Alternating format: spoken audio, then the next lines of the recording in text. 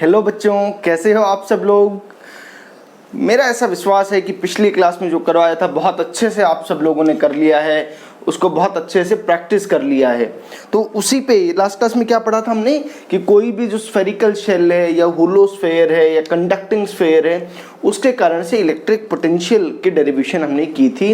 और फिर हमने देखा था कि इनसाइड अगर मैं बात कर रहा था बच्चे, तो इनसाइड वाला जो पार्ट आ रहा था, जो वो इक्विपोटेंशियल सरफेस आया था और उस पर पोटेंशियल सेम आया था और उसकी वैल्यू के क्यू बाई आर आई थी, कैपिटल आर। और अगर बाहर की बात करें तो के क्यू बाई स्मॉल आर ये वैल्यू आई थी और हमने उसका ग्राफ भी ड्रॉ किया था। अब उस पर क्वेश्चन भी किया था। अब जरा उससे आगे कुछ करते हुए उस पर और एक क्वेश्चन करता हूँ। जरा एक एग्जांपल देखते हैं बच्चा।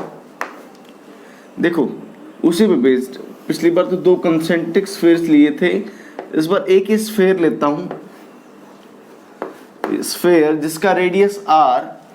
इसको बेटा इस बार चार्ज क्यू दिया, बट ये जो चार्ज है ये नॉन यूनिफॉर्म डिस्ट्रीब्यूटेड है, यानी कि इस बार जो ये चार्ज है बेटा ये नॉन यूनिफॉर्मली डिस्ट्रीब्यूटेड है। अब आपसे कुछ क्वेश्चन मैं लिख रहा हूँ, उसको ट्रू और फॉल्स या करेक्ट इनकरेक्ट की फॉर्म में हमें बताना है। ये कुछ पॉइंट्स लिख लो, लेट अस से कि ये पॉइंट सी इसका सेंटर, ये पॉइंट ए और यह पॉइंट बी, ठीक है। इलेक्ट्रिक फील्ड की भी चीज़ें आपको याद होंगी। पहली स्टेटमेंट देखो, पहली स्टेटमेंट हम ये कहता हूँ अगर कि electric field at C is equal to 0। दूसरी स्टेटमेंट है electric field at A, electric field at A is equal to 0। Third, electric field at B point is equal to K Q upon, इसको मैं C B vector, C B का square और जो direction है वह C B cap लिखती। तीन statement तो यह हो गई। एक और स्टेटमेंट लिखते हैं, फोर्थ स्टेटमेंट, कि electric potential at A is equal to K Q by capital are.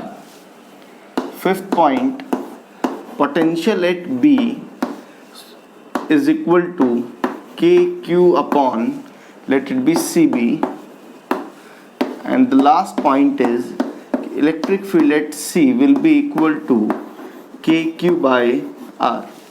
आपको ये बताना है कि इनमें से कौन सी स्टेटमेंट ट्रू है और कौन सी स्टेटमेंट फॉल्स है, कौन सी करेक्ट है कौन सी इनकरेक्ट है, ये देखते हैं जरा। भाई यहाँ पर चार्ज जब देखो पहले क्या होता था, जो आपने यूनिफॉर्म डिस्ट्रीब्यूशन में पढ़ा था बच्चे, कि भैया जितना चार्ज यहाँ पर था उसके डायमेट्रिकली ऑपोजिट पॉइंट पर भी उतना ही चार्ज था। इसके कारण से अगर इलेक्ट्रिक फील्ड इधर था तो इस वाले ऑपोजिट पॉइंट के कारण से उसकी ऑपोजिट डायरेक्शन में उतना ही इलेक्ट्रिक फील्ड हो रहा था। तो इस तरह से हर पॉइंट पर क्या हो जा रहा था बेटा, ये कैंसिल आउट हो रहा था। लेकिन ये तब हो रहा था जब जो डिस्ट्रीब्यूशन था आपका वो डिस्ट्रीब्यूशन यूनिफॉर्म था। लेकिन अब अगर इस बार बात करें तो इस बार देखो क्या होगा कि जितना चार्ज यहाँ है और यहाँ कुछ अलग चार्ज होगा, तो यानी कि यहाँ पर इस बार कुछ नेट इलेक्ट्रिक फील्ड आएगा जो कि नॉन जीरो हो गया, है ना। Zero net electric field zero नहीं आ रहा। इसका मतलब बच्चे इस बार सेंटर पर इलेक्ट्रिक फील्ड जीरो नहीं होगा। तो ये जो स्टेटमेंट है, this statement is false. Similarly A point पर भी कह सकते हैं ना कि ए पॉइंट पे भी इलेक्ट्रिक फील्ड क्या रहेगा आपका, इलेक्ट्रिक फील्ड जीरो रहेगा, सॉरी नॉन जीरो रहेगा। तो यह स्टेटमेंट भी आपकी फॉल्स हो गई, ठीक है। क्लियर है बच्चे। अब जरा बी पॉइंट पर बात करो। बी पॉइंट पे अगर हम बात करें तो बी पॉइंट के ऊपर आपने लिखा K Q upon C B square C. तो देखो अब एक बात देखो कि यहाँ पे चार्ज डिस्ट्रीब्यूशन नॉन यूनिफॉर्म है बेटा, और हर पॉइंट से दूरी अलग अलग है। तो यह स्टेटमेंट भी आपकी क्या हो गई, यह स्टेटमेंट भी फॉल्स हो गई। This statement is also false. अब कह रहे हैं कि ए पॉइंट के ऊपर जो पोटेंशियल आएगा that is K Q by R, B point पे बात की है और सी पॉइंट पे बात की है। तो देखो अगर मैं पहले सी पॉइंट पे बात करूँ, सी पॉइंट पर तो बात करें, अगर आपको सी पॉइंट पे पोटेंशियल निकालना हो तो आप कैसे निकालते थे? बेसिक तरीका क्या था, आप कुछ चार्ज dq मानते थे, ये दूरी r थी, तो आप पोटेंशियल के लिए क्या लिखते थे? Integral k dq by r। अब मैंने ये बात आपको पहले भी बता दी थी कि बेटा ये चार्ज चाहे यूनिफॉर्म डिस्ट्रीब्यूटेड हो चाहे नॉन यूनिफॉर्म डिस्ट्रीब्यूटेड हो, ये जो इंटीग्रल dq आएगा इसकी वैल्यू तो q के बराबर ही आएगी। यानी कि इस केस में क्या हो जाएगा, जो पोटेंशियल आएगा वह तो के क्यू बाय आर ही आएगा। यानी कि यह स्टेटमेंट तो आपकी ट्रू है, दिस स्टेटमेंट इज ट्रू। अब ए पॉइंट पर और बी पॉइंट पर अगर बात कर लें तो देखो ए पॉइंट के ऊपर जो दूरी है वह सब पॉइंट से अलग अलग है और हर पॉइंट का चार्ज भी अलग अलग है, तो यानी कि यह पोटेंशियल सेम नहीं आएगा, के क्यू बाय आर के बराबर नहीं आएगा। यह स्टेटमेंट भी फॉल्स हो गई। और सिमिलरली आप बी पॉइंट के लिए भी क्या कह सकते हैं बच्चे कि यह जो स्टेटमेंट है यह स्टेटमेंट भी फॉल्स है। नोट करो बेटा जल्दी से, यह स्टेटमेंट भी आपकी क्या हो गई, यह स्टेटमेंट भी फॉल्स हो गई। ठीक है, चलो कर लिया नोट सभी ने? ठीक, चलो और कुछ क्वेश्चंस कर लेते हैं बच्चों।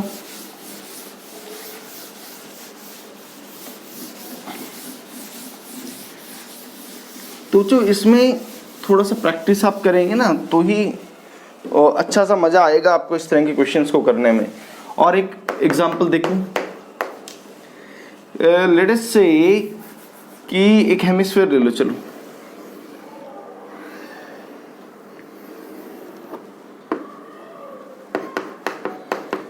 इस हेमिस्फीयर पर रेडियस r, इसको आपने q चार्ज दे दिया विच इज यूनिफॉर्मली डिस्ट्रीब्यूटेड। ठीक है, आपको बताना है कि ये जो हेमिस्फीयर का जो सेंटर है इस पर पोटेंशियल क्या होगा। इस तरह का क्वेश्चन आपने फ्लक्स निकालने में जरूर किया था, उसी की मदद से देखो क्या करेंगे। वहां पे हम क्या करते थे बेटा कि इस पूरे को पहले क्या करेंगे, इस तरह का कोई भी क्वेश्चन आएगा जहां सिमेट्री एग्जिस्ट करेगी वहां आपको क्या करना पड़ेगा, पहले उसको क्लोज सरफेस बना लो। क्यों? क्योंकि मुझे उसके सेंटर का फॉर्मूला मालूम है। मैं कहता हूं कि ये लो, मैंने इस स्फीयर को पूरा बना लिया, ये पूरा बना दिया। पूरा अगर मैंने बना दिया तो मैं कहता हूं कि भाई देखो अगर इस पे चार्ज क्यू था तो इस पे चार्ज भी क्यू ही आएगा। ये एक इमेजिनरी सरफेस है जो मैंने इस क्वेश्चन को सॉल्व करने के लिए माना है। तो भाई अब एक बात देखो, अगर यह स्फीयर पूरा है तो इसके सेंटर पर जो पोटेंशियल आया, जरा ध्यान रखना, अगर मैं इसको पूरा मान लेता हूं तो ठीक है, ये कंप्लीट के कारण से आ रहा होगा। ठीक है, तो वो कितना आएगा बेटा, के 2q बाय आर, ये आया। ठीक बात है, लेकिन ये तो पूरे के कारण से आया बेटा, हमें क्या चाहिए, हमें तो सिर्फ हेमिस्फीयर के कारण से चाहिए। तो V at C due to hemisphere, वो क्या आ जाएगा भाई, जितना पोटेंशियल ऊपर वाले से आया उतने नीचे वाले के कारण से आएगा, which will be equal to VC by 2, और वह कितना आ गया बट्टे, वह KQ बाय R आ गया। इसको आप एक और अल्टरनेट मेथड से भी कर सकते हो। देखो एक तो ये तरीका है, ये लॉजिक है, ये क्या कि आप उसको पूरा कर लो जैसे गॉस लॉ में आप करते थे, ट्रिक थी ये, और फिर हम उसको कैलकुलेट कर लेते थे इस तरीके से। एक और तरीका ये भी था, एक इसका अल्टरनेट मेथड भी बता रहा हूँ। ये जो हमने पहले किया हुआ था कि भाई ये जो इस तरह से स्फीयर था ना, इस सी पॉइंट पे तो इस जो भी आप चार्ज एलिमेंट मान रहे हैं सबकी दूरी बराबर ही है। इस छोटे से चार्ज dq के कारण से इस सेंटर पर जो पोटेंशियल आता dVc, वह कितना आता बच्चे, k dq बाय r। और टोटल पोटेंशियल कैलकुलेट करने के लिए आपको यह इंटीग्रेट करना पड़ता, तो k बाई आर तो इंटीग्रेशन से बाहर और ये इंटीग्रल dq आ जाता। ये जो इंटीग्रल डी क्यू है ये क्या चीज है, total charge on the sphere. तो बेटा वो क्या आएगा, VC will be equal to K Q by R. तो आप इस तरीके से भी इस क्वेश्चन को कर सकते थे और इस तरीके से भी कर सकते हो, ये नोट कर लो। आगे और नया नया टॉपिक शुरू करेंगे, अब इस पे क्वेश्चंस हो गए, बाकी बाद में करेंगे और क्वेश्चंस। नोट करो बेटा जल्दी से, देखो जरा आप,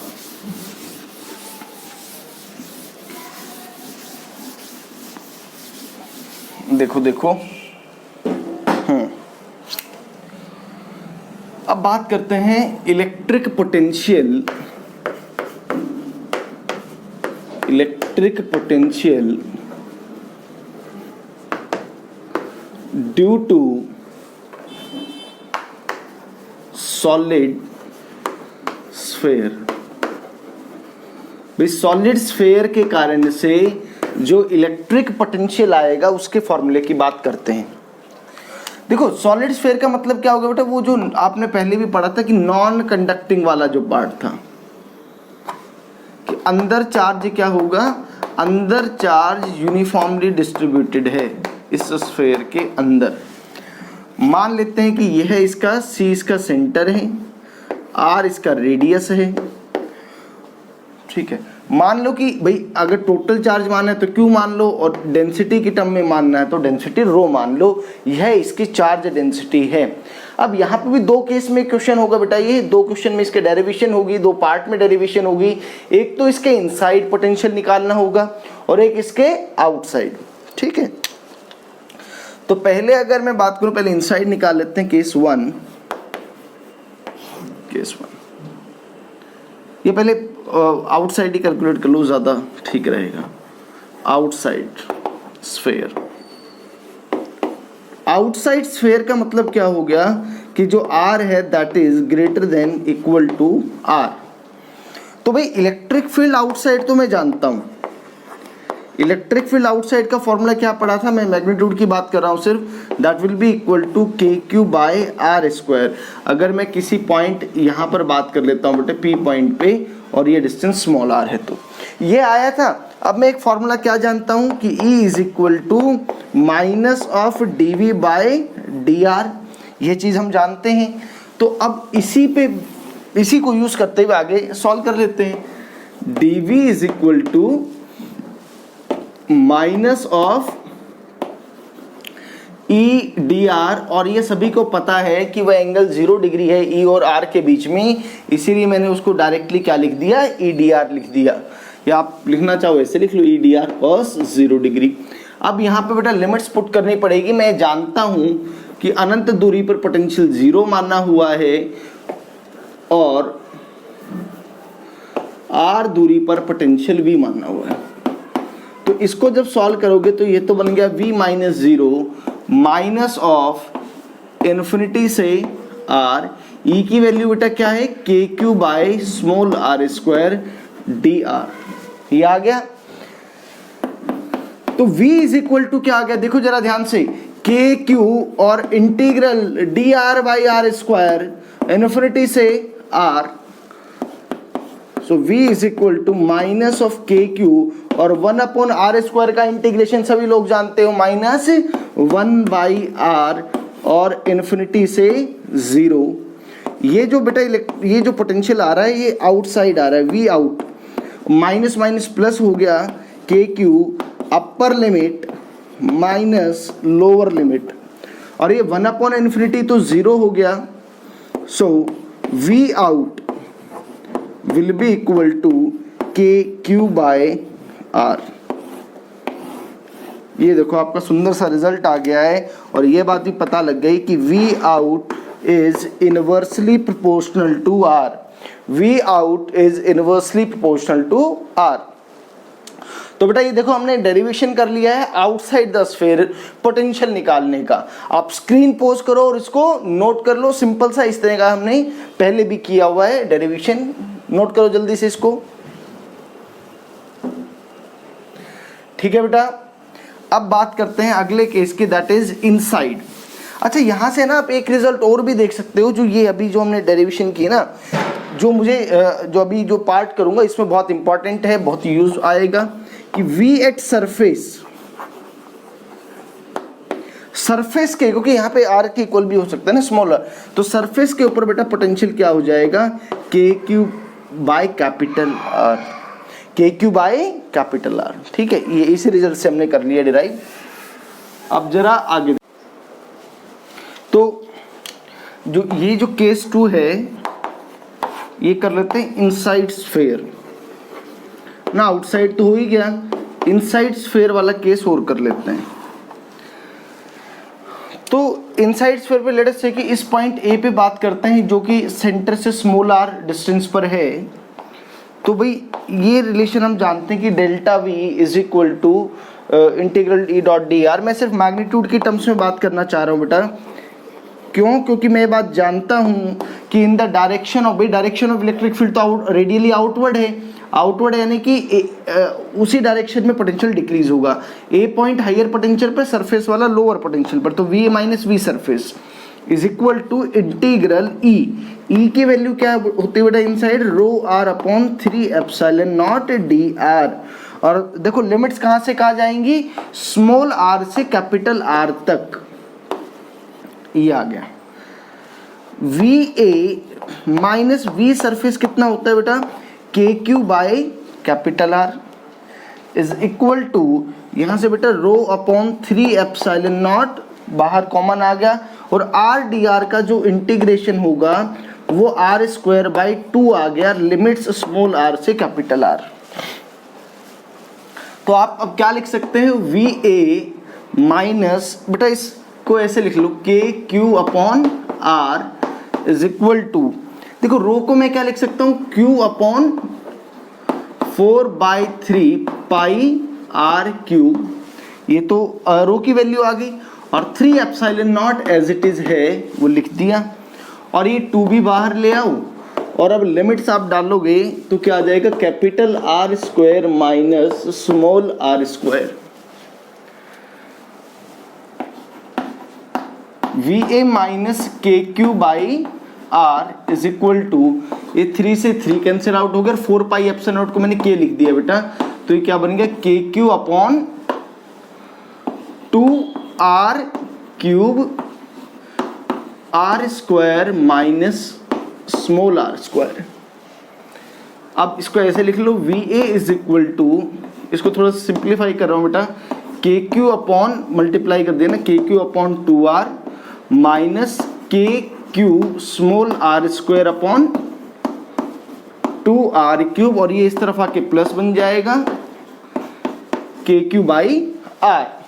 ठीक है, थोड़ा सा कैलकुलेशन है बट घबराने वाली कोई बात नहीं है, इन दोनों को ऐड कर दो तो बेटा ये कितना आ जाएगा, 3kq by 2r minus kq upon 2r, इसको ऐसे लिख लो, kq upon 2r r square upon r square, kq upon 2r, बच्चे मैंने एलसीएम ले लिया तो क्या बच गया यहाँ पे देखो, 3 minus small r square upon r square, और भाई अब इसको सॉल्व करोगे तो ये कितना आ जाएगा, kq upon 2r cube, very important result, 3 capital R square minus small r square. इसको a बोल लो या v इनसाइड बोल लो, ये जो भी दूरी जो है बेटा, जितने भी डिस्टेंसेस हैं सबको हम कहाँ से मेजर करेंगे, इन सबको सेंटर से मेजर किया जाएगा। इन सबको कहाँ से मेजर करेंगे, इन सबको सेंटर से मेजर करेंगे। तो यह इनसाइड का पोटेंशियल आ गया K Q upon 2r cube 3 capital R square minus small r square. इसको नोट करो जरा एक बार, नोट कर लो बेटा जरा एक बार इसको, देखो अब तो अब हमारे पास देखो क्या क्या रिजल्ट्स आ चुके हैं, उन पर डिस्कशन करते हैं। देखो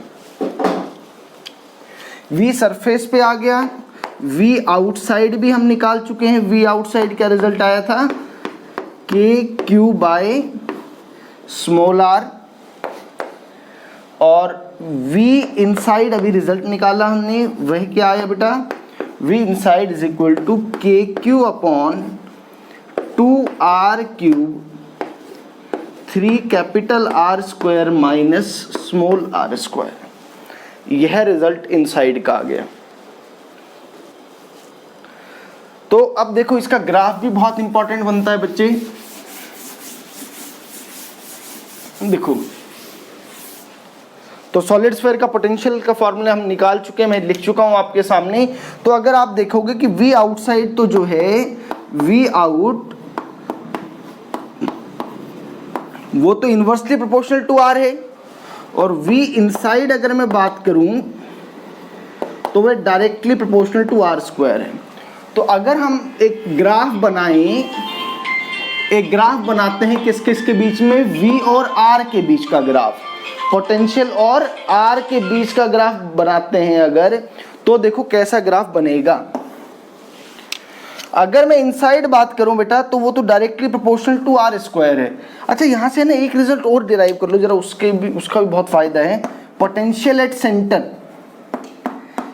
पे पोटेंशियल निकालोगे तो स्मॉल r की वैल्यू क्या हो जाएगी, वह 0 हो जाएगी। तो आंसर क्या आ जाएगा बेटा आपका उस केस में 3kq/2r। देखो जरा, तो ये कैपिटल R, तो बेटा पहले तो ये डाउनवर्ड पैराबोला की तरह वेरी करेगा, तो ये तो इनसाइड हो गया। यहाँ पे 3kq/r, सरफेस पे हो जाएगा बेटा kq/r, और फिर वो बाहर कैसे वेरी कर रहा है, वो इनवर्सली वेरी कर रहा है। तो यहाँ पे तो potential is directly proportional to R square, यहाँ पे potential is inversely proportional to R। ये जो इधर जो वेरी करेगा, ये वेरी करेगा बेटा कैसे, पैराबोलिकली, और ये इधर यहाँ पे कैसे वेरी कर रहा है, वो इनवर्स वेरी कर रहा है ना। तो इस तरह का ग्राफ थोड़ा सा बन जाएगा ये यार। तो ये ग्राफ भी बहुत इंपॉर्टेंट है, ये थोड़ा सा इसको सही से बना देते हैं इस टाइप से। ये तो ग्राफ हो गया, वेरी इंपॉर्टेंट ग्राफ, और ये जो इसके एक्सप्रेशन है ये बहुत इंपॉर्टेंट है।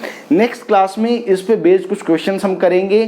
तब तक के लिए ये जो डेरिवेशन हमने किए, ऑल दो ये बेटा ये जो इसके जो सॉलिड स्फीयर के जो डेरिवेशन है ना, आप इसको स्किप कर सकते हैं। इनफैक्ट एनसीईआरटी में ऐसा कोई फॉर्मूला दे नहीं रखा है अगर आप बोर्ड्स के लिए तैयारी कर रहे हैं तो, बट वैसे पता होना चाहिए, कॉम्पिटिटिव एग्जाम में बहुत पूछते हैं इस सब के ऊपर चीज़ें। बट ये तीनों रिजल्ट्स तो याद होने ही चाहिए। अगर आप डेरिवेशन स्किप करना चाहते हैं तो you can skip the derivation, but ये ग्राफ और ये जो फार्मूले हैं, ये 4 फार्मूले जो मैंने लिखवाए हैं, ये आपको अच्छे से पता होने चाहिए। ठीक है बेटा, तो नेक्स्ट क्लास में इससे बेस्ड कुछ क्वेश्चन हम करेंगे। तब तक के लिए आप इसको अच्छे से कर लीजिएगा। Okay, thank you.